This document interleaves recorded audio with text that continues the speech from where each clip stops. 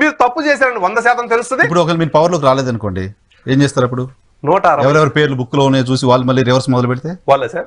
మీరు రాసి పెట్టుకోండి సార్. ఈ రోజు మళ్ళీ ఒకసారి రిజల్ట్ రోజు మీ ఇక్కడికే వచ్చి కూర్చుంటా. 160 సీట్ల మ్యాండేట్ అధికారంలోకి వస్తాను. 160 తెలుగుదేశం జనసేన షార్ట్ కట్ చేసి పెడతాదండి. 100% సార్.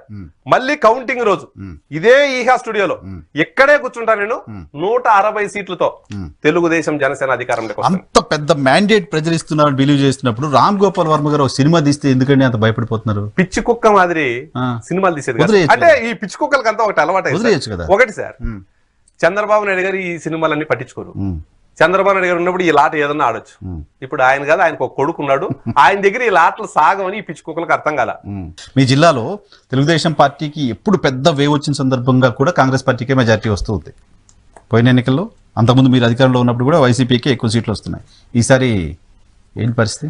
తప్పకుండా సార్, చిత్తూరు జిల్లాలో 10 నుంచి 11 సీట్లు ఈ ఎన్నికల్లో గెలవబోతారు. 14 కదా మొత్తం 14లో ఉమ్మడి చిత్తూరు జిల్లాలో మినిమం 10 సీట్లు ఈ ఎన్నికల్లో గెలవబోతారు. చంద్రబాబు నాయుడు గారినే గెలవనీయమని కదా.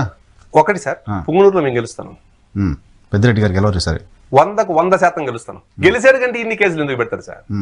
ఓటమిని ముందే గ్రహించిన వైకాపా బెటర్ రిజల్ట్ ఉంటుంది చిత్తూరులో. 160 గెలిస్తే ఇంకా కంపల్సరీ మేము 10 పైన గెలవాల్సిందే కదా సార్. వైసీపీకి 15 సీట్లే, 15 మాక్సిమం సార్. 150లో ఒకటి పోద్ది, చివరి ఒకటి పోద్ది. As for you 50 good extraordinary performance చేస్తే వైకాపా 15 సీట్లు వస్తాయి. ఎక్స్ట్రాడినరీగా డబ్బులు పనిచేసి వాళ్ళు ఎక్స్ట్రా, మీరు ఎగ్జాజరేషన్ కాదా? కాదు సార్, ప్రజల్లో ఆ పరిస్థితి ఉంది సార్. ఒకటి కాదు సార్, రిజల్ట్ వచ్చిన రోజు ఉంటుంది. బయట ఇక్కడే వస్తాను సార్, ఈహా టీవీకే వస్తా, ఇక్కడే కూర్చున్నాం.